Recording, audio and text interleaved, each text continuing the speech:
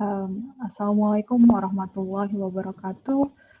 Let me introduce myself first. My name is Rahmi. I am an assistant professor at the Department of Library and Information Science at Faculty of Humanities, Universitas Indonesia. And also I work on university ranking in Universitas Indonesia. And this is my email and website if you want to reach me through the email. And I thank to Dr. Makir for inviting me to attend this class and to explain to you about the populations and sampling, probability and non-probability sampling.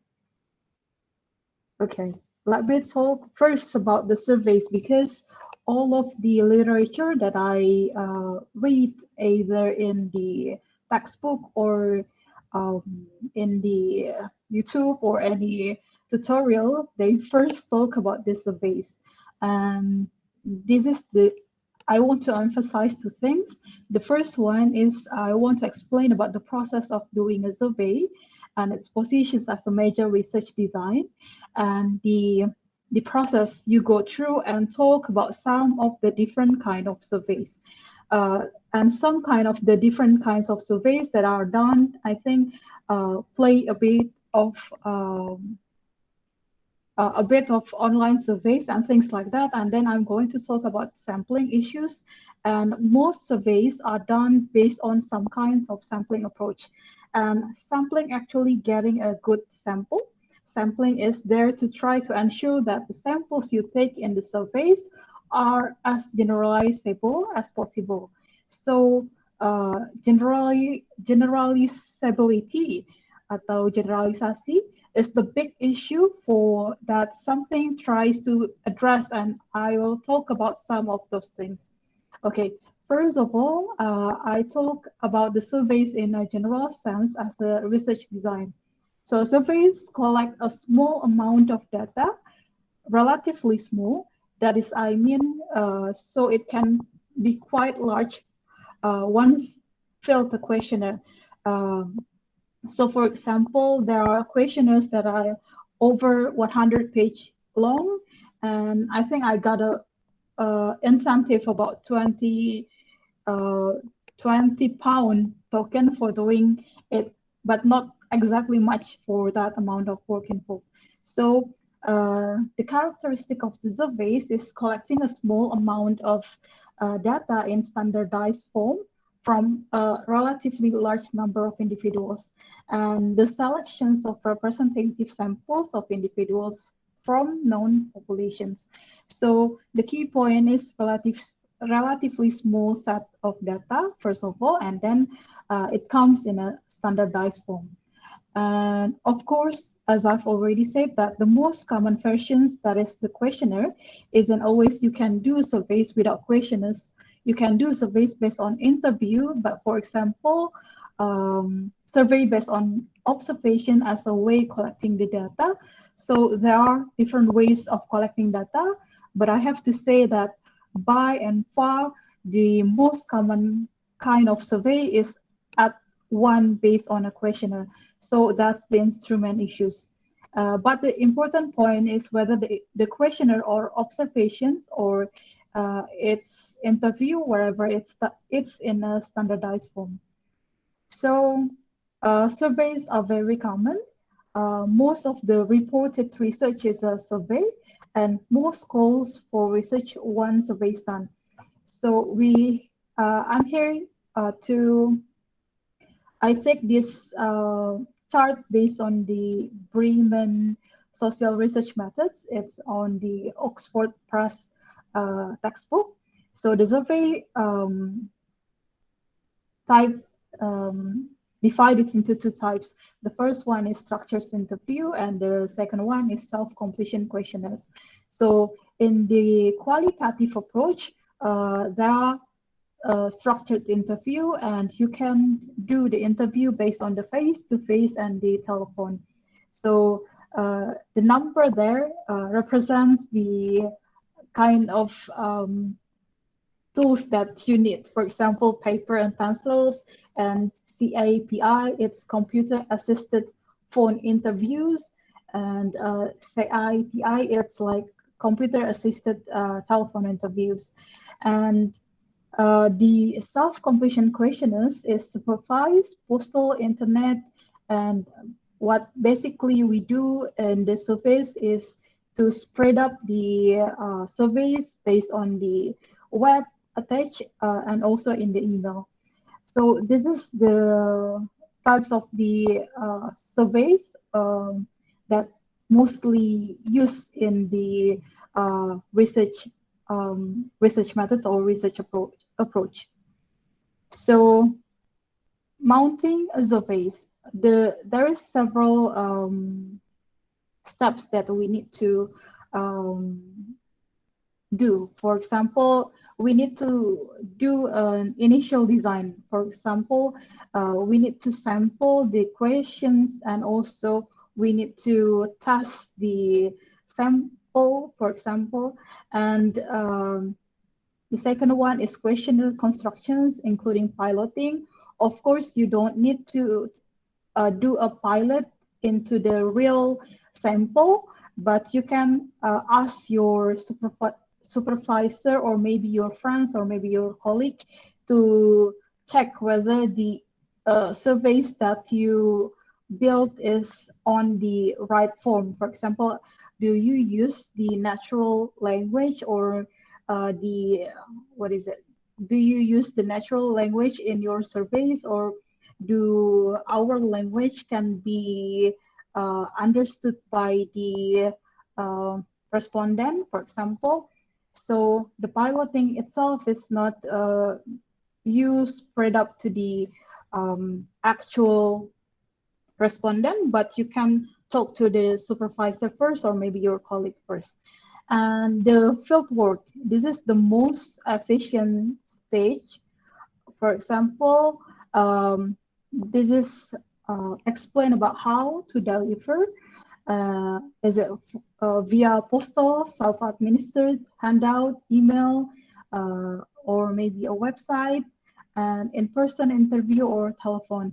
So what I mean in this term, the field work, by the way, is the general term in social science that represent going out in the research lab, or if your research office out of the world to do your research, to collect the data, to observe and to talk or whatever, that's field work. So field work doesn't literally go into the field. So it's a metaphoric sense, going out to the town or the city, the workplace, whatever you're doing to study. So the field work, I've said, the most efficient stage. It depends on what kind of work you're doing. Actually, in surveys, that if you're doing it through the web, it certainly is by much the fifth most efficient stage. So once you've done all the planning, the preparations work, you press the button and it goes. Then it's you to sit back and wait for a few weeks while the whole stuff comes floating in. So that's very, very easy for the field work. And the most important thing, or the most important step in here, is the editing and coding. Maybe on the previous week, I see that you already learned about how to do coding in the social sciences. There is an open coding and actual coding. So if you got the surveys, it's basically you translate those of the response to the numbers, and then you calculate through the package atau statistic package, or you can call it as PSS, to make your process easy. And you enter the data to the computer through the package as PSS data or maybe R, and you edit the variable views, and also you label the response and also the questions itself. and there's analysis and interpretations, and then you need to write up whether you want to publish it to the national journal or maybe an international journal. So this is the difference between how to do surveys, but this is remote versus interviews. For remote, I mean in here is postal and via website. So there are some pros and cons. If we do remote surveys, there is some pros like it's easiest way to get information. It's efficient, low cost, and fast, and it's anonymous. And there are some cons to do the remote surveys. For example, low response rate and the sample may not be representative, and then ambiguity is not detected, and the respondent usually don't treat seriously. So if we go there by face-to-face, maybe we can see the mimic or maybe the raut wajah that some of the respondents don't treat seriously. And then this is the interview. For example, there are also a pros and also the cons. The pros is that we can clarify the questions. The informant can clarify our questions, and also the interviewers encourage participations or involvement. And there are some cons: interview bias, interviewer respondent affects, and also it may not be seen as anonymous, and respondent less honest. So that's a bit of the survey, and we need to design our surveys. But here there are some types of the surveys. The first one is simple surveys, where you can get the sample survey, a snapshot. For example, if you use an Instagram or maybe a polling, and this is actually a market service surveys. For example, it's like a simple survey, usually or essentially descriptive. It says what the current state of affair is. And the second types of survey is panel survey. It's collect information from same people at 2 or more points in time. The panel survey actually, when we gather 3 or 5 or more informant together in the one room, and then we ask the same things at the panel, and then we invite it again, those 5 or those 2 or maybe in such amount of the informant we need. We invite it over a week again to attend the panel, and we ask the same questions, or maybe we can ask the different questions. It's like the panel survey. So, and the time that we use in the panel survey is not very much long than the longitudinal survey. For example, in the longitudinal survey, the range of the time may be divided into 1 month, 3 months, or maybe 6 months. But the panel survey usually takes the short time period of short range of time. So that's the difference between the panel survey and the longitudinal survey. And the rotating sample survey is like some continuing respondents and some new. So we need to select the continuing respondents and then there's some new respondents. So if you want to explore more about the surveys, I think there is some kit that you can read, and there is some books in here, like it's called the Survey Kit by Arlen Fink. There is several, there is 10 books in here, how to manage the survey. And this is very complete kits that you want if you want to explore more about the survey. So that's about the survey. Now we move on to the sampling. So how and why we sample? Why sample? Because population is too large to take all.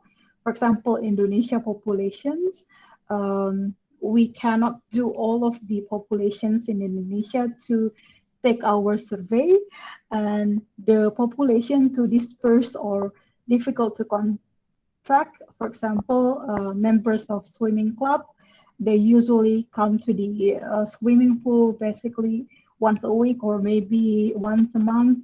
And why we need sample? Because we need to finish our study to get results quickly. So that's the reason about why we sample, we do sampling. And how big a sample? It's usually less than 1% of the populations. When I do a research, quantitative research, if the population is 2,000 and I only get 200, then I think it's adequate enough to do the sampling. And the second one is big enough to produce acceptable sampling error. For example, about 2,000 from large population, big enough to give reasonable numbers in subset.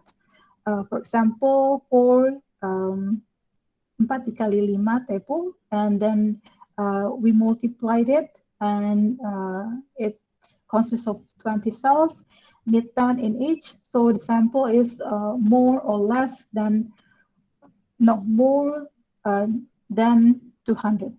And it's small enough to carry out with available resources and time. And there are two types of sampling. The first one is probability, and the second one is non-probability.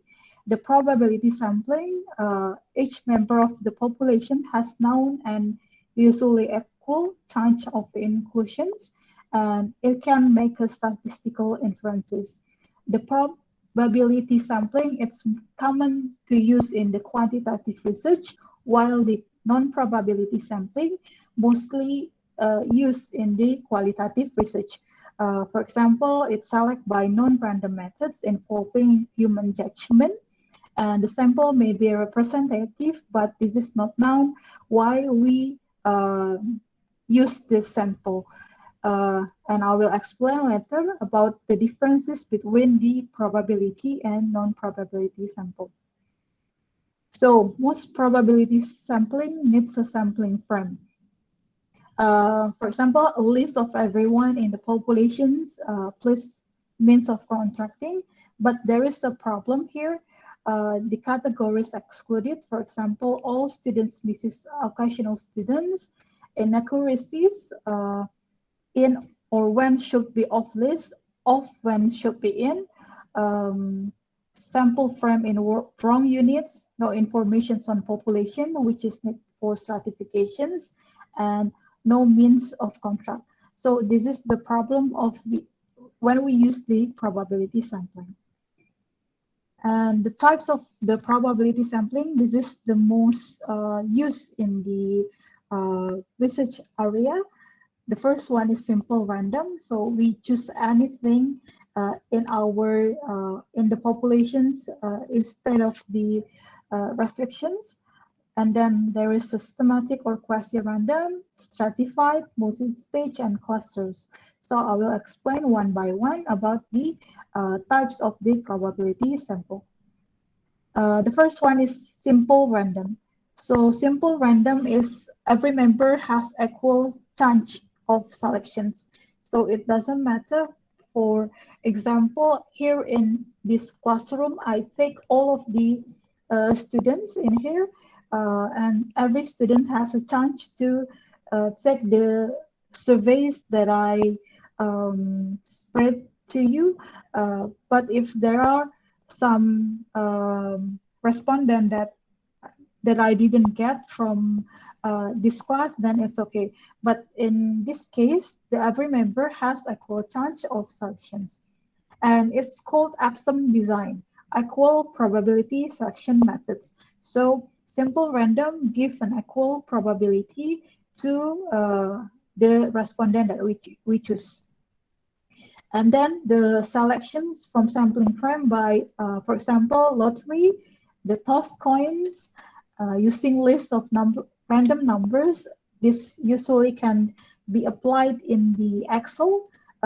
In the Excel, I think there are some functions to do a random sampling. I think you can use that. And then computer generated random number list. So the second is the systematic or quasi-random.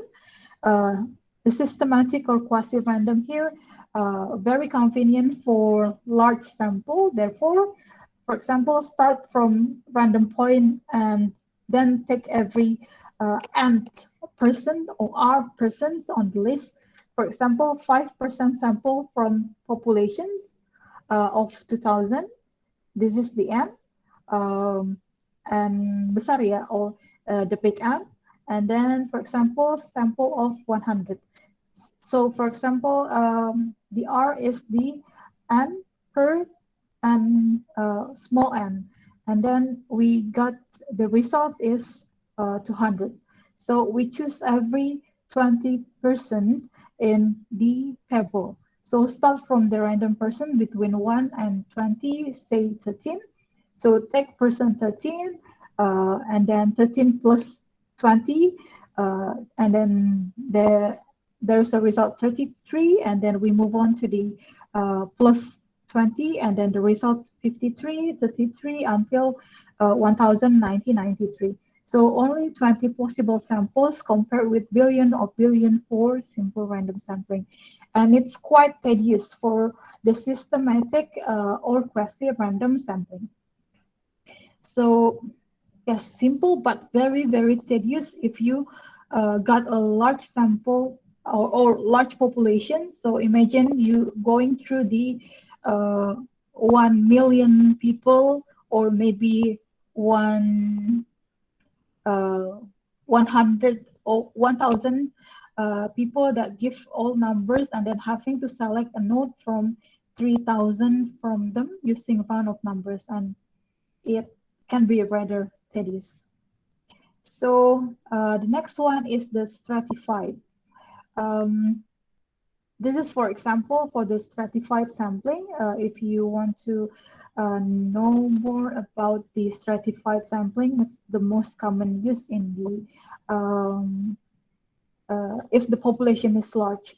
So the stratified sampling used to increase likelihood of representative sample, reduce the sampling error, and divide population into strata and ensure share of sample is from each stratum. For example, age group, if 13.5% of population age 16 until 25, then 13.5% of sample should be age 16 until 25. So stratified sampling needs information on stratification factors in sampling frame, and the strata should be internally homogeneous and different from other strata, and stratification factors should be related to issues influencing surveys. So, for example, there are 5 faculty in here: humanities, social sciences, pure sciences, applied sciences, and engineering, and the populations of each faculty described in here. For example, humanities consists of 1,800 population, and if we want to use the 90, and then we know that dibaginya sama, and this can be, for example, when we take stratified sample 19, and the pembaginya itu harus sama. Jadi kalau misalkan social sciences in here, if the population 1,200 and the stratified sample is 60. So I hope you know what I mean. And this, for example, the stratified sample. example, sorry. So that's for the stratified. And then we move on to the disproportionate stratifications. So to increase chance of starting from some strata and adjust for this analysis. Next one is multi-stage sampling.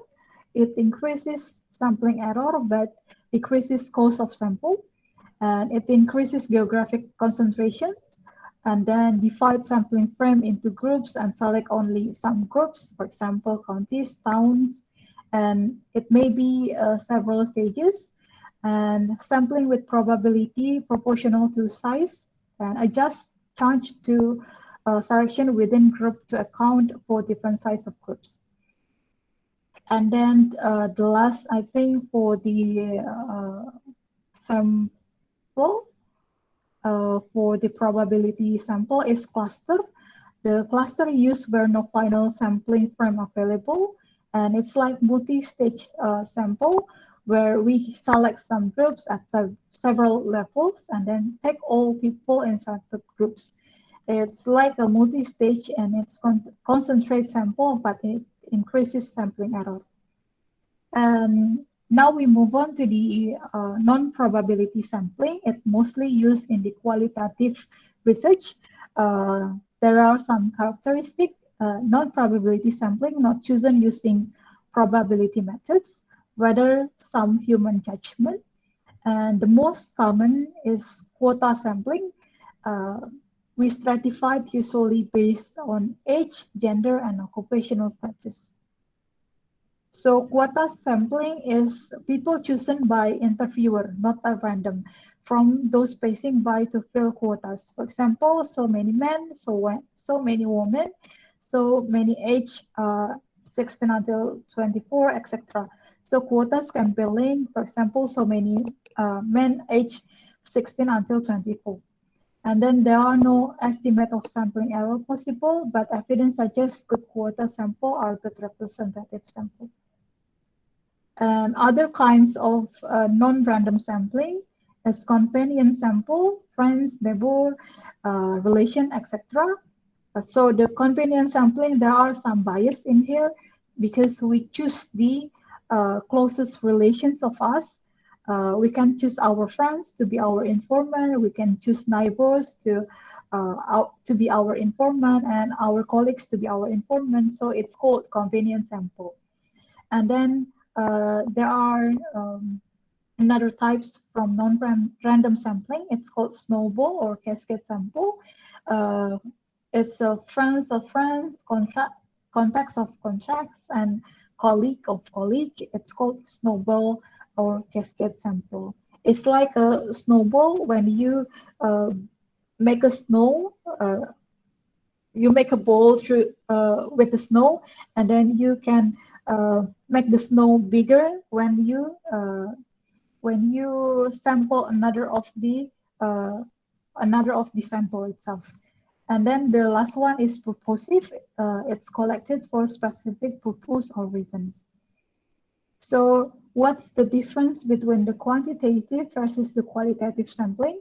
In qualitative research, theoretical sampling is one way approaching sampling, but in general, the issue is less discussed because there is not the same desire to generalize results as there is in quantitative or survey research. Okay, so I think this is not all. I want to explain to you about the easiest way to do a sample. I think I will share all of my screen to make it easier.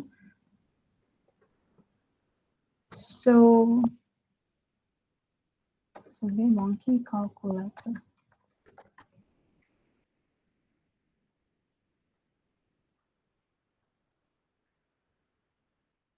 So yes, for this is in bahasa Indonesia. When we choose the sample, ketika kita ingin melihat jumlah sampelnya atau jumlah sampel populasi tidak diketahui, when we want to calculate the total of the sample, and if the populations, we don't know the total of the populations, we use the Cochrane, rumus Cochrane, or maybe the Cochrane formula. But if we need to calculate the sample and the sample is not the total of the populations we don't know, and the formula that we use, it's called Slovin or maybe Yamane, and most of the sample size calculator on every platform, it used the Slovene or maybe the Yamane formula. So, for example, we want to know about how much sample that we want to collect from 1,000 population. So we just use, we can input the number of the population size in here, and with the mostly used in the social science research, the confidence level should be 95%, and the margin of error is 5%, or maybe it's 1%. So if the margin of error 1%, we need to collect the sample size. The total of the sample size is 900 of 1,000 population size. But usually in the social science research, it's the margin of error is 5%. So we can collect, or we can gather the number of the sample size is around to 278. So this is actually very easy to use. You don't need to understand the formula, but you just input to the calculator sample size. And then, okay, where is it?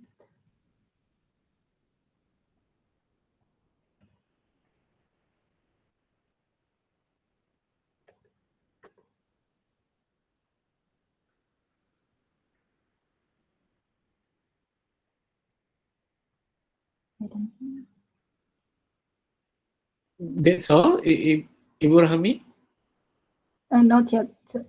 Not yet, Pak. Sebentar. I want to show you the example of the questions in the surveys. Let me share.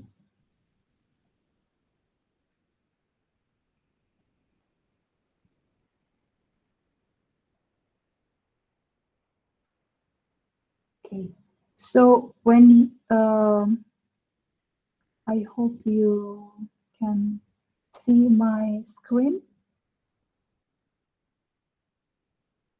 So if you want to know more about the sample size and then how we do social research surveys, you can read on the Alan Freeman social research methods. I think that's all for this sampling because it's too compact. So if you have any questions, or maybe we can discuss more about the your research proposal, then it's okay. I think that's all. Pamatkan, I'm sorry.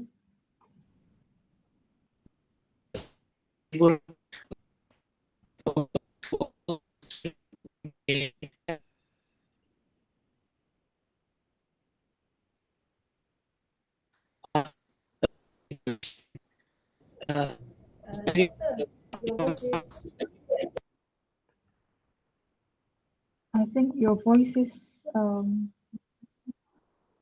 Not clear. not clear, yes.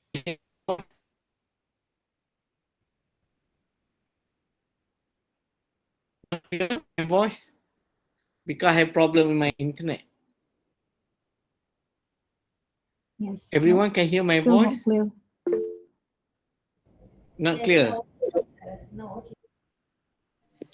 I think now it's good, doctor. Now we can hear your voice.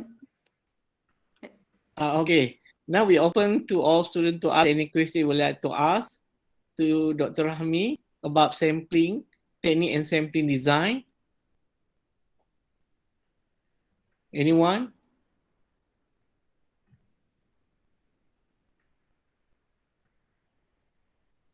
Dr. Rahmi, Yes.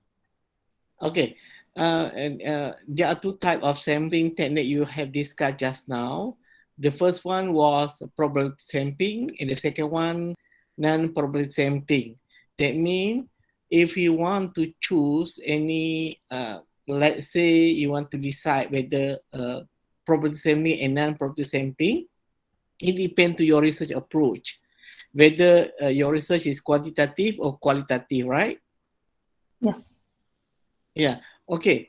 Back to quantitative, because there are a few type of sampling the researcher may choose under probability sampling. Is it? Okay. I want to ask whether any situation or any condition that student can apply any type of probability sampling. Okay. Maybe I will share my screen again. yeah. Maybe you can give an example how simple random class systematic sampling. Okay. So there are some factors affecting the sample size. The first one is time and cost. Of course, we need um, to predict or maybe to calculate how much time um, that we need to finish our thesis or maybe our work. How long does it take to do a research? Because for doing a surveys, doing a questionnaires, and doing research, it takes a lot of time, and we need to know the time constraint and the cost itself. And for example, after a certain point, for example, um, the number of the samples reach 1,000, do we need to increase the sample size, or do we stop at the 1,000? So increasing sample size produce less noticeable gain in precisions. I think 1,000 is enough um, for the research itself. And very large samples are decreasingly cost efficient.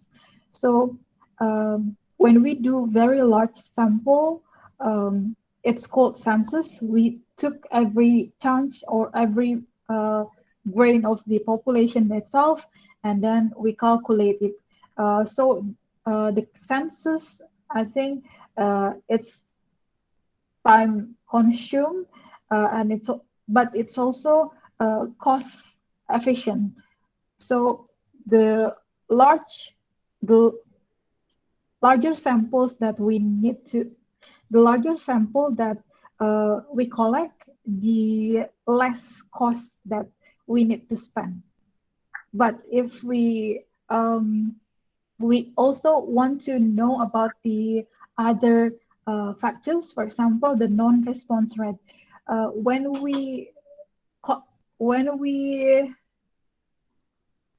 spread up the surveys in the platform, for example, in the website or maybe in the email, we know that the response rate will be very low compared to do a face-to-face interview.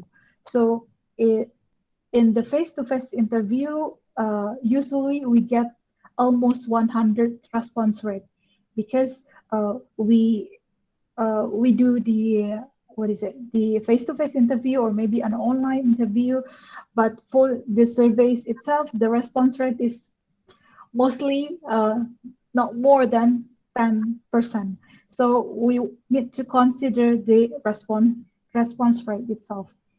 The second, no, no, the third factors for affecting sample size is the heterogeneity of the populations. the more varied the population is, the larger the sample will have to be conducted. So we need to do the criteria. We need to select what kind of the respondent or what kind of the informant we need to collect based on the research questions. So the research questions is very important to us to do what is it to make the questions of our survey, whether it's qualitative or maybe a quantitative approach. So we need to make a criteria beforehand, and we do need to do a pilot before we spread up the survey, whether it's quantitative or maybe the qualitative. And the last factors is the kind of analysis to be carried out. So there are two kind of analysis. The first one is descriptive, and the second one is inferential. The first one is descriptive. It's usually can be visualized through bar chart or maybe pie chart and the histogram. But if we want to do inferential statistic or maybe inferential analysis, we need more than one or maybe more than two variables for us to do the inferential statistic. So we want to know beforehand what kind of analysis to be carried out. In case of the quantitative, there are so many tasks. The most used task is like structural equation modeling or maybe regressions. And also for the qualitative, in the qualitative research, mostly we use the phenomenological analysis or maybe grounded theory analysis. So we need to know beforehand what kind of analysis that need to be carried out. Is it contingency table, inferential statistic, or descriptive statistics? So that's the kind of the factors that affecting the sample size. If we want to know whether the sample size that we collect is indeed can be used in the research or maybe can be justified in the real world research. And I need to give an example what kind of the sample, simple, random, and then stratified, etc. So yes, I actually have the supplementary slides if you don't understand, and I will repeat it once again about the probability sample. Mostly used is 4 types. The first one is sample random sampling. Like I've said before, the sample random sampling is equal probability of selections. It's called epsilon. And the sampling fractions is n is the sample size and the big N is the population size. So the sampling fractions, we can use this formula. Yes, about these sampling fractions, the sample size per population size. And list all units and numbers them consecutively and use random numbers table to select unit. So simple random sampling is very easy. You can choose anything actually for the populations that are there. And then systematic sampling. Systematic sampling is like you select the unit directly from the sampling frame. For example, from a random starting point, choose every nth unit. So let's see in my screen, I take one as number 1 is Dr. Makir, for example. The second one is Ibu Sri Rohani, S. Rohani. Number 3 is Alice. Number 4, Adeline. And number 5 is Mafis. So I want to take every number that consists of multiplied by second. So I take number 2 as Rohani, and then number 4, Adeline Sualin. So every nth unit. So the systematic sampling is very tedious, like I've said before. For example, we have 1,000 population or maybe 10,000 population. We want to know about the sampling that consists of the every fourth of the name. So it's called the systematic sampling, and then the stratified random sampling, like I've said before, its starting point is to categorize population into strata, relevant divisions or departments of companies, for example. So the sample can be proportionately representative of each stratum, and then randomly select within each category as for a simple random sample. So like this, like I've shown before, the advantages of the stratified sampling. So it's divided by the equal number actually. So if we divide it into 60, I think 1,800 per 600, and it's equal to 90, no, 200, sorry, 200. And this is also per 200, and this is per 200, and this is the same equal divide by 200. So the stratified sample, like the result of the stratified sample is the number of the population divided into the same equal number of each the populations. It's called the stratified sampling. And multi-stage cluster sampling is similar with the stratified sampling, but useful for widely dispersed population. First, you need to divide the population into groups or clusters of units, like geographic areas or industries, for example, and then subclusters, subgroups can be then sampled from this cluster if appropriate, and then now randomly select units from each subclusters and collect data from each clusters of units consecutively. So I think that's for the simple definitions of the types of probability sampling. Anything that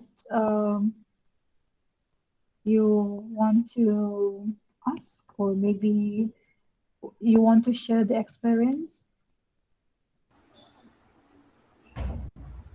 Assalamualaikum, Doctor. Waalaikumsalam. Doctor, I just want to ask you, what is exactly the meaning of sampling error? Could you elaborate this sampling error, and how, and if this sampling error exists in our sampling, so how far, I mean the result of the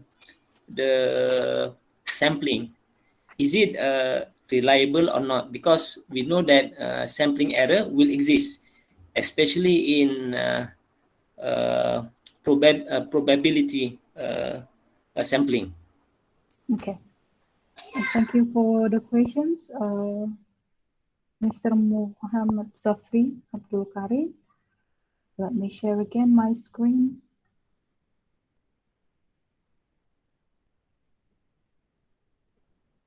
So yes, sampling error can be defined as the difference between the sample and the populations.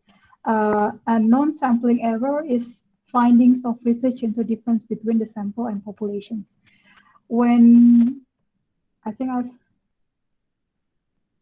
I didn't explain this before, the sampling error is the difference between the sample and populations. And the biased sample doesn't represent the populations. Some groups are overrepresented, but others are underrepresented. This is the source of bias also. For example, the non-probability sampling.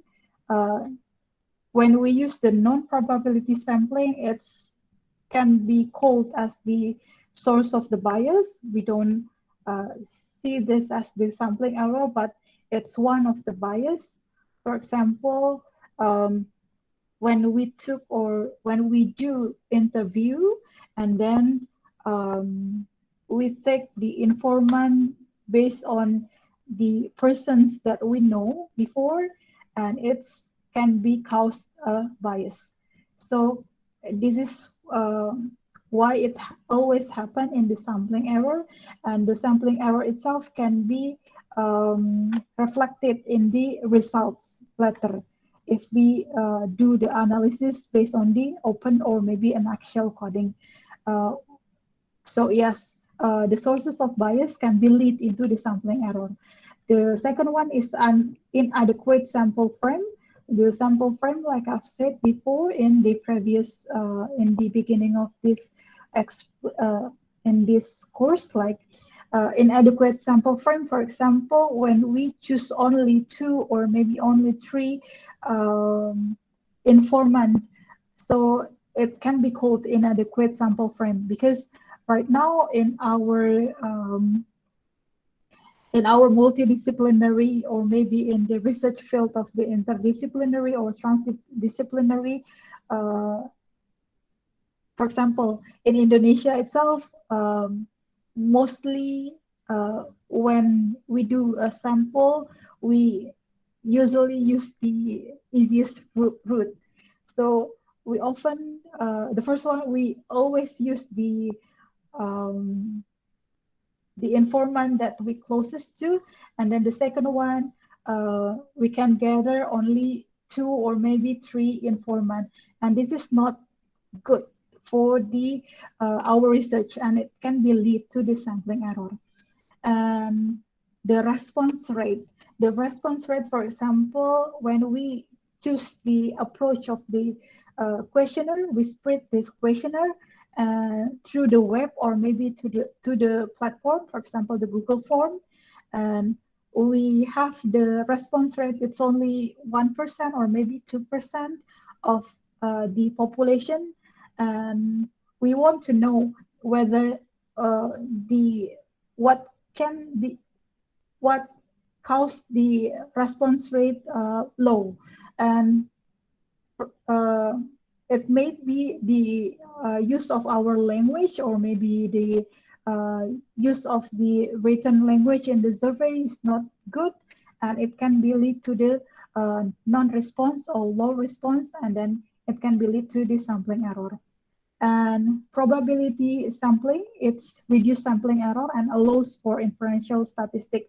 Most of the sampling error mostly found in the non-probability sampling rather in the probability sampling. So yes, so for the probability sampling in the quantitative approach, we can use the sample size calculator in the available platform, for example, in the SurveyMonkey and other platform. And we can choose through 1,000 population, for example, we choose the 95% confidence level with the margin of error 5%, and we know the number of the sample that we can use. I hope it can answer your questions. Thank you, Doctor. But Doctor, if we could justify why we want to use the non-probability sampling, is it possible, especially for PhD thesis, when we go through the viva, is it acceptable for the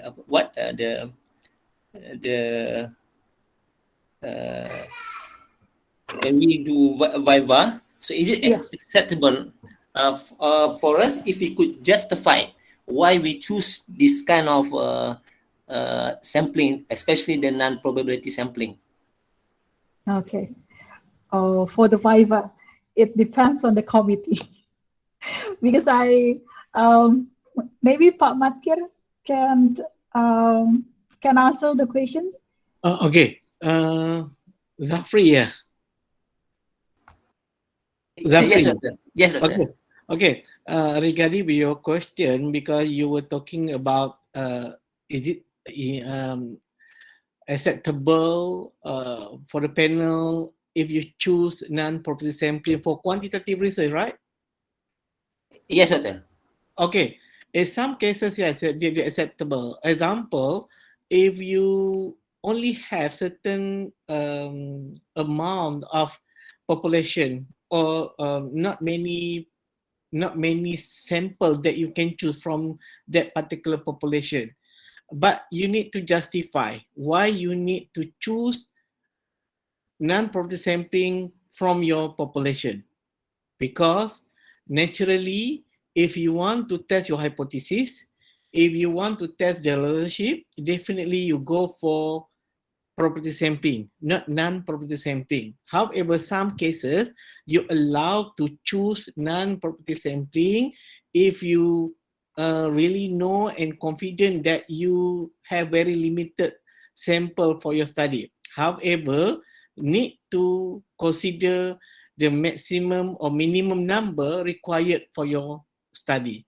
Example, for Smart PLS, maybe the minimum number, it could be like 90. Yeah. If you're able to get it, let's say you want to choose library professional in certain places. So you got no choice. You only have 100 over. Out of 100 over, you may choose only 90. So that one, I think, is allowable and also is acceptable.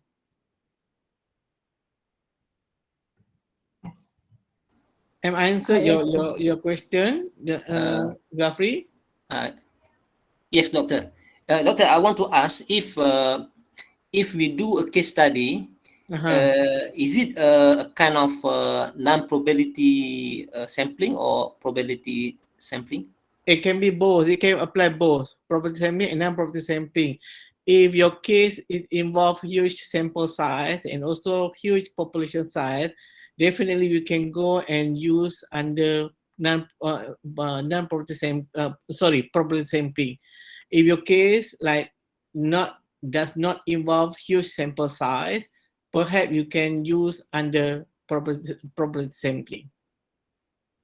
Sorry, non-property sampling, not number, property sampling. Non-property sampling and property sampling, both can be used for case study. It doesn't matter. Doctor, if let's say if we only have we want to do a case study and the sampling is only 10, so it means that I have to if I want to do an interviews, so I will interview only these 10 peoples or organizations if the population is only 10. It's up to you. It depends to your criteria that you want to choose. Maybe you don't want to choose all. Maybe you can choose some based on your criteria. You have to set your criteria.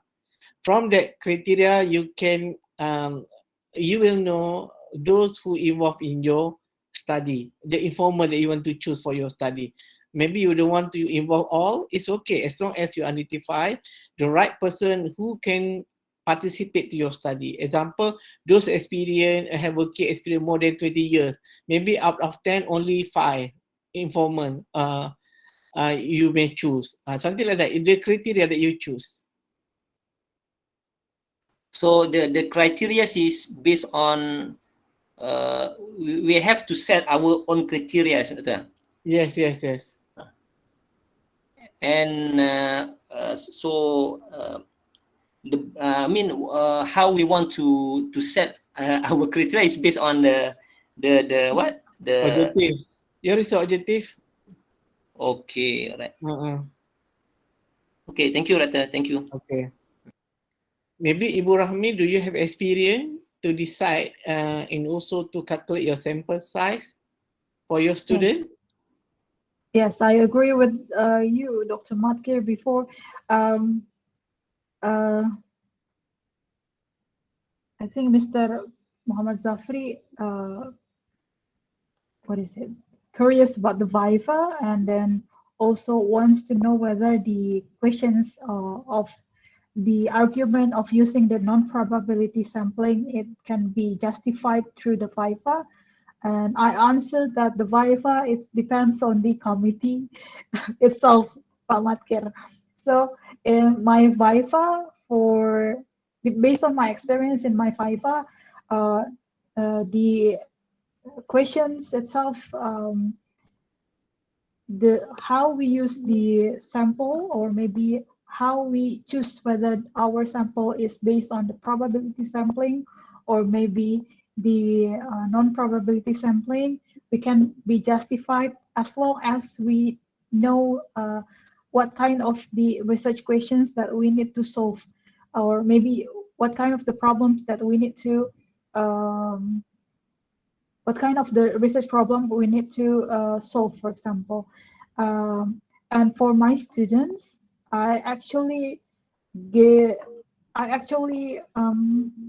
suggest the random sampling because there are very limited number of the research in Indonesia regarding the library and information science compared to the Malaysia. In Indonesia is really a little amount of the research produced regarding our field. So one thing that I learned in Japan is the random sampling is the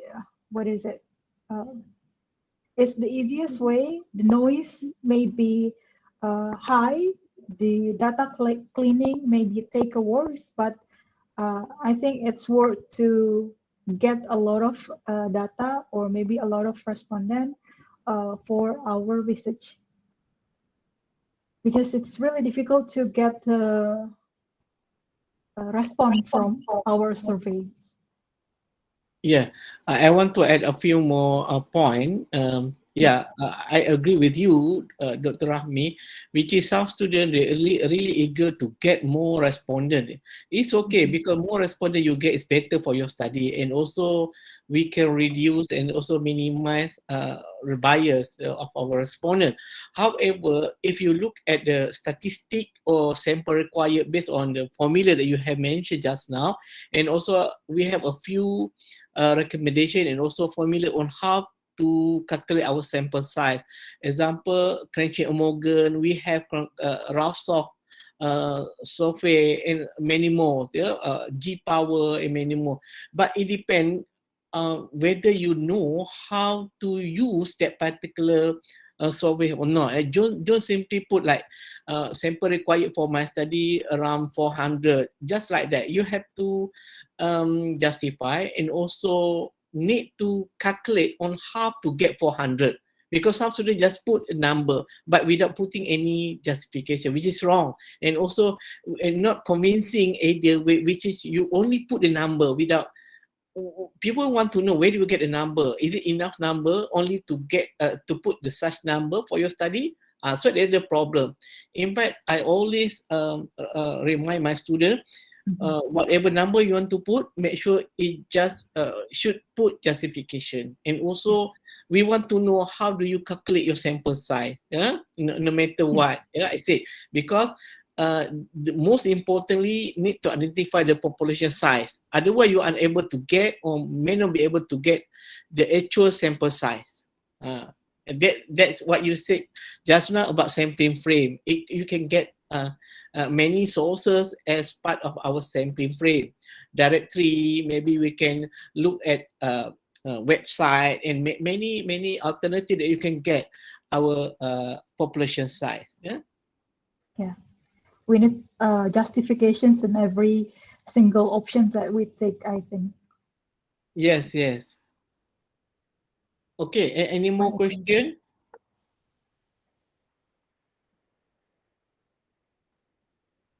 Any more question? Rahim, do you have any question?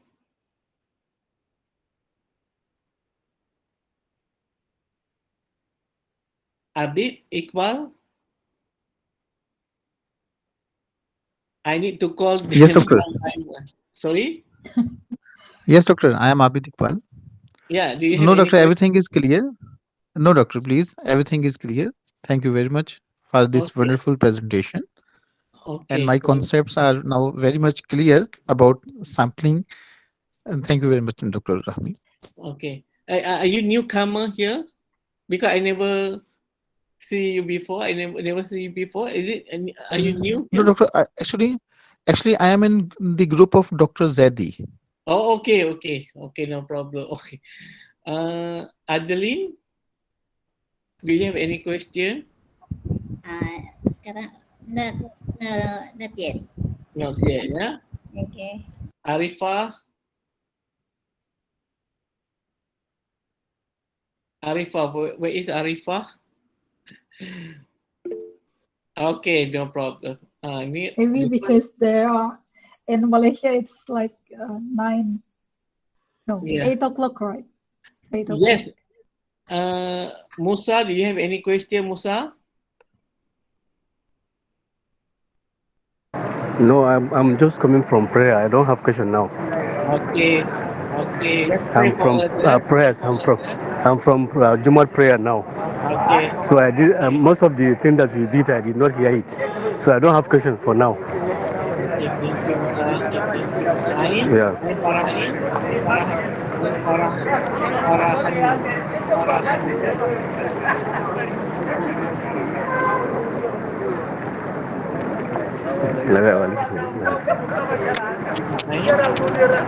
Not, not. Aina? Aina? Aina? Aina? No, doctor. Thank you. Alice? Yeah, I'm also Dr. It is clear from Amira? how to get the sampling. Okay, thank you Okay. very much, Doctor. Amira? I don't have any question, Doctor. Thank you. Anim?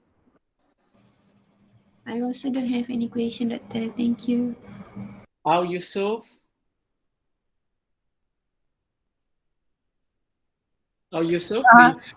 Setakat ni tak ada, Doktor. Terima kasih. Okay. Farha? Farha? Hasman?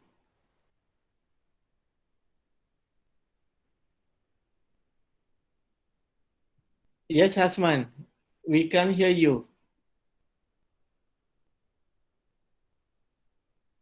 Excuse me, Doctor. Yeah. Okay. There is a tendency that if we have big samples, it means that we will get good results. Okay. Yeah. And then I want to know what is for PhD research. So what is the biggest samples do we need, and then what is the smaller sample was selected especially for PhD research? You mean the maximum number and minimum number, is it? Yes, Doctor. Okay. Actually, it depends to the population size. Yeah. Like I said before, if you have a huge sample size, definitely we go. If you have huge population size, definitely you may get a huge sample size. But if you have not many population, or your population size is not so big, perhaps the minimum number around 180. Yeah. The maximum is 380. If you get more, it's better. If you can limit 380, I think it's enough, and also eligible for further analysis. Yeah. So don't too ambitious to get more. If you get more, it's better. But like I said before, statistically, based on statistician, I think you just follow the formula, and also the formula. So it doesn't matter. So the minimum is around 180, and the maximum 384. Okay, thank you, Doctor. Okay. Dr. Hazli, Doctor. Yeah, Hazli. Just now you mentioned about the the Cratchit Morgan. Krejci Morgan. Yeah. Just now Dr. Rahmi mentioned Survey Monkey. So what are the criteria, Doctor? Kalau kita nak choose, if you want to choose which tools we want to use for the population sample, for the sample. Actually, whatever tool you choose, they may give the same result. They may give the same size. Oh, because of the statistic. Yeah, they want standard. Thank you, Doctor. The thing is, we want to change, example, the sample size, it depends to the confidence interval and also margin of error that you state, whether 0.5, 1, or 0.10 or something like that, because it reflects to the sample required. Am I right, Dr. Rahmi? Yes, right, Dr. Makir. I want to add the answers or the argument that you answered before from the Muhammad Zafri questions. I think it depends from how we choose the biggest sample or maybe the minimum number of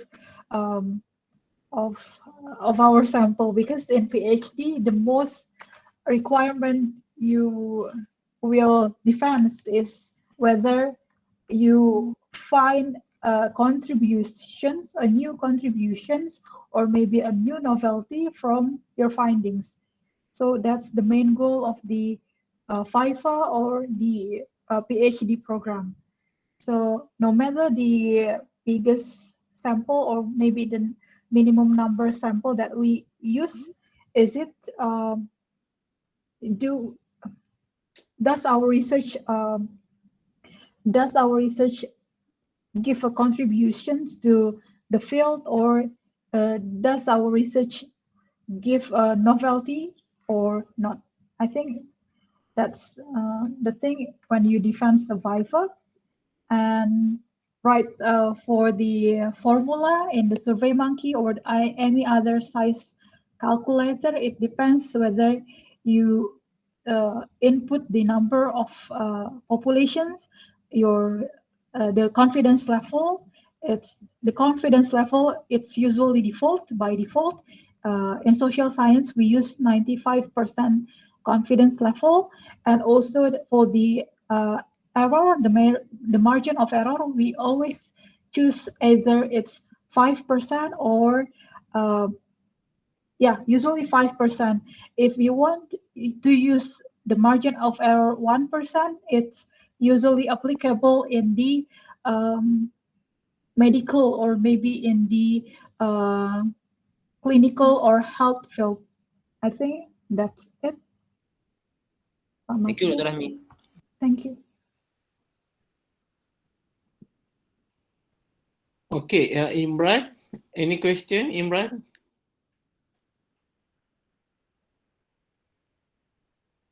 Imran Hussein? No? Okay. Inam?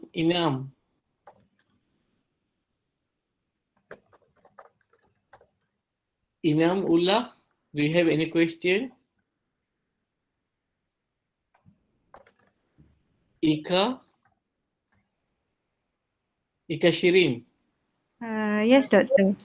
That means the sampling is referring to our criteria lah, kan? That means we need to set the criteria and we need to justify what's the scope for our research. Is it? There are two different concepts between sampling and sample. Sampling is the process in selecting sample, but the sample is subject to be investigated. That means sampling, like example, simple random, stratified sampling design. But sample, who you want to choose to participate in your study? Are they public? Are they student?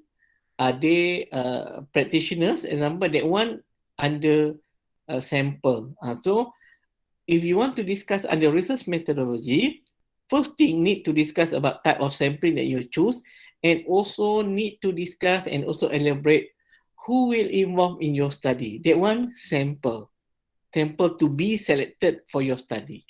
That one also need to be very clear and also need to explain clearly in method section. Okay. Okay. Thank you. Okay. Keep Pravi.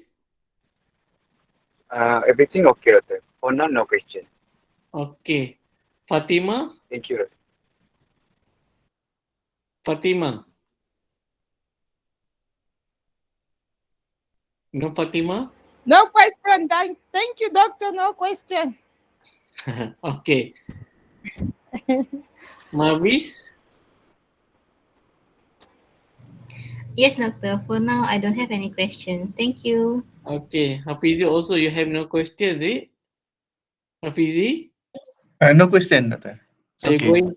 Are you going to conduct your research qualitatively, right? Yes. Hopefully, Definitely or you maybe need. mix. Yeah, mix method. In my mind now is qualitative. That means you are going to conduct your research mixed method or pure qualitative research. Pure qualitative. Okay, definitely your sample should choose from any kind of non-property sampling, not property sampling. No probability, yes. Yeah. Zulfahmi? Zulfahmi? Okay. Zafri, so many questions come from I Zafri. have more questions actually. Okay. So, Doctor, okay. if Go ahead. yes, okay, if we combine the sampling technique between the probability and non-probability, especially in qualitative research, I mean, it is not something possible, isn't it?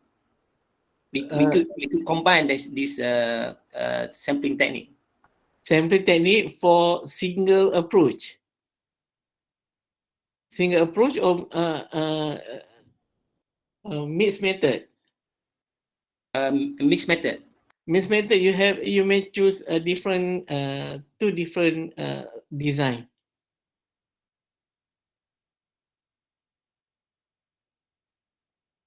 Zafri, can you hear me? Yes, Doctor. I try to digest your explanation. Because if you conduct your research mixed method using mixed method, quanti and quali. So quanti and quali, we have two different design and also sampling technique or design. Definitely, for the first stage, example, using qualitative research interview, definitely your sampling technique could be from any kind of non-profit sampling. The second step, example, quantitative research, you may choose any kind or any type of sampling technique from probability sampling. When you combine this technique, it's allowable, it doesn't matter. Okay, Doctor. In fact, I found some researcher, if you conduct research using a single method, a single approach, I mean, example, quantitative research, some of them, they can apply a double sampling technique. Double sampling technique means maybe simple random, and the second one is stratified. Yeah. Also, they can have the such application for single approach using two different sampling technique. Yeah. Okay. Is it okay with you? Yes. In fact, in qualitative also you can apply more than one sampling technique. Example, maybe quota, and second one purposive sampling. But it depends why you choose, and also why you need to have two different sampling technique. You need to justify. Don't simply choose and you blindly put research. This research we use so blah blah blah. You have to justify. Yeah.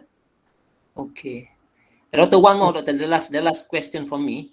Okay, we mentioned about criteria. Okay, so maybe this maybe a silly question, no? Okay, how we want to know the criteria we set is is right?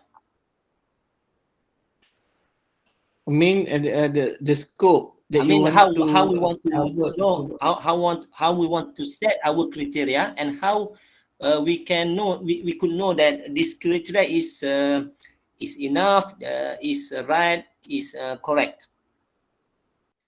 But it depends to your research objective, research question. How do you attain, and also how do you answer your research question as well as research objective?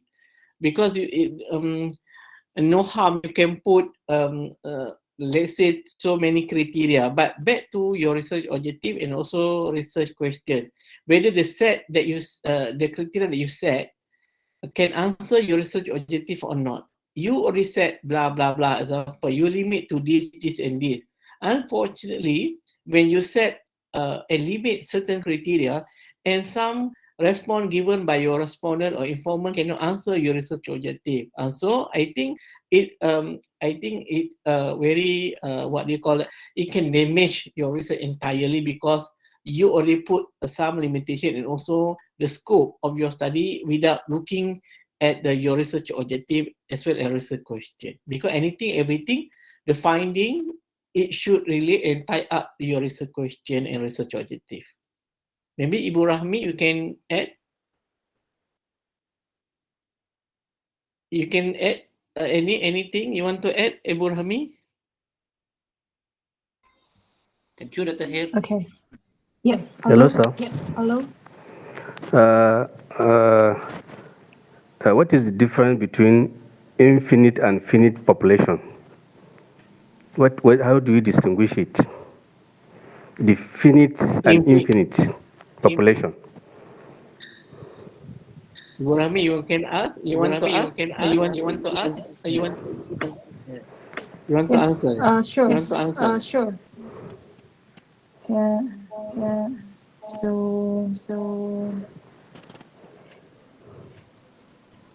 So I hope you can see my screen.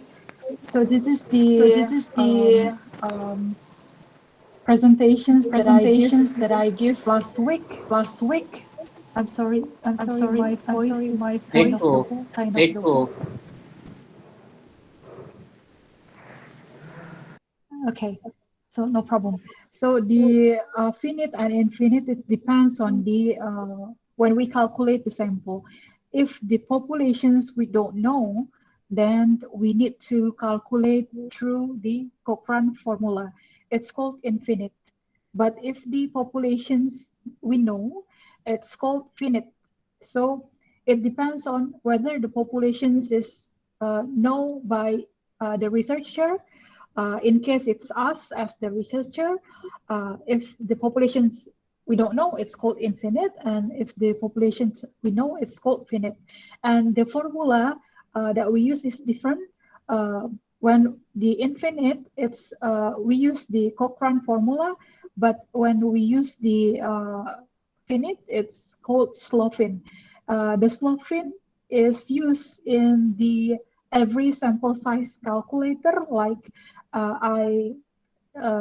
I shown before in the sample size calculator, whether in the SurveyMonkey or maybe in the G something like that. This is what's the infinite and finite, the definitions of the infinite and finite. Sorry. Thank you, Doctor. Thank you. Thank you.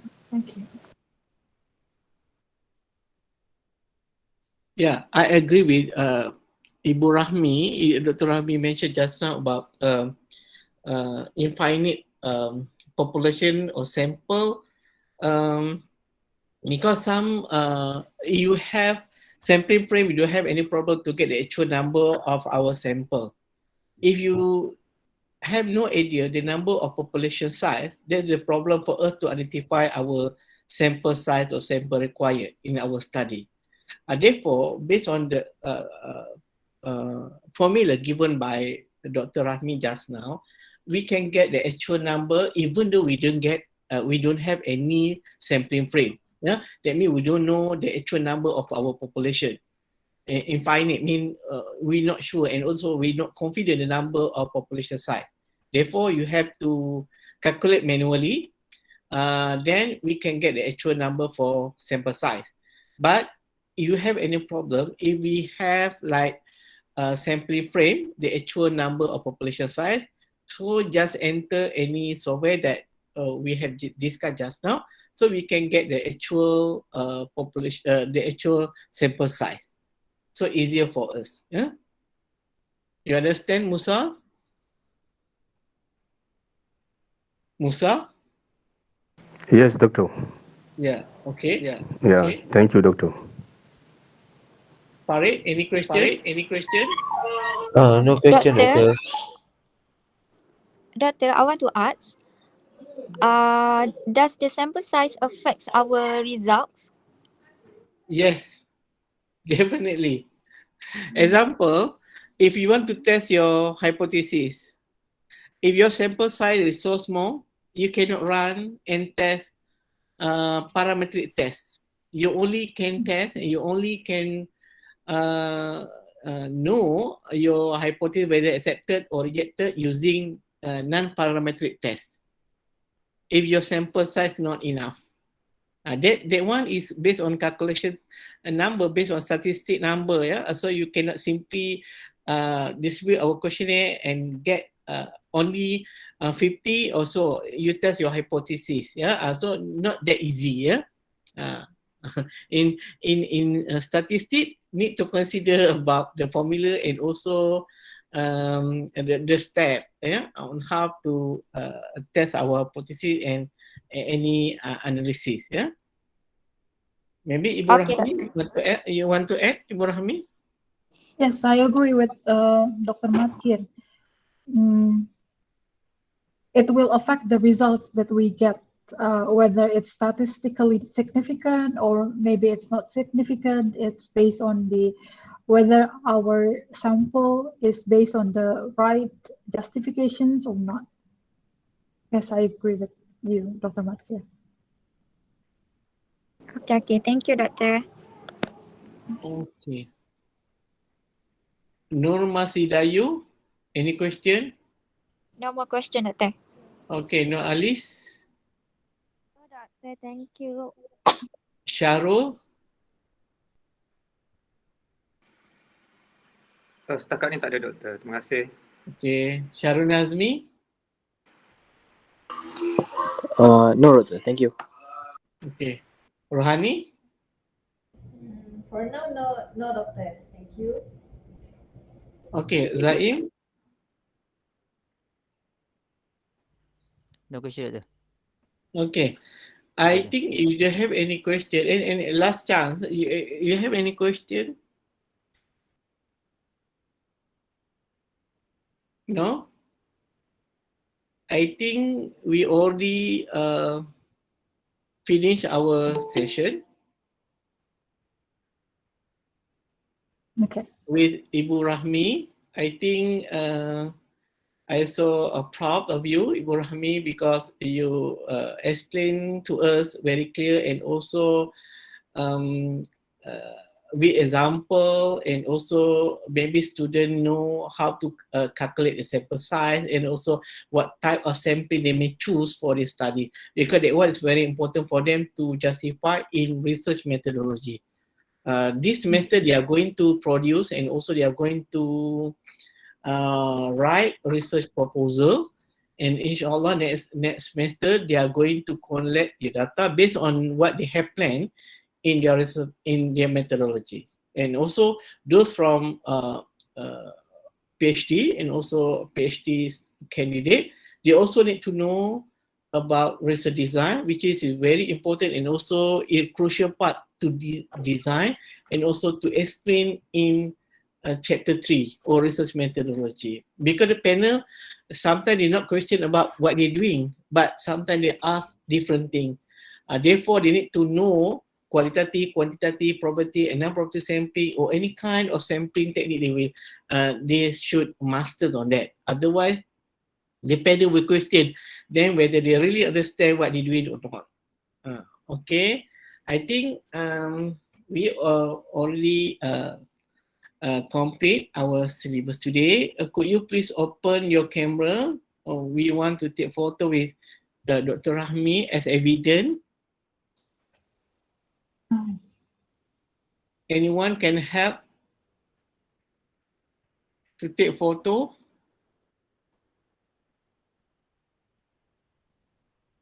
Anyone? No. I'll take a photo from here. Ada siapa semua boleh? Can you take photo?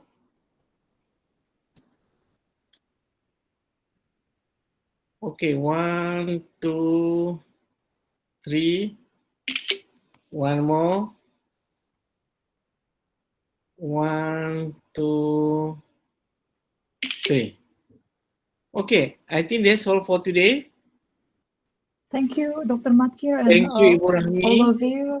I hope you are all good luck with your thesis defense, and I hope you all graduate soon for your thesis or maybe your doctoral program. Thank you. Yeah, we will invite you.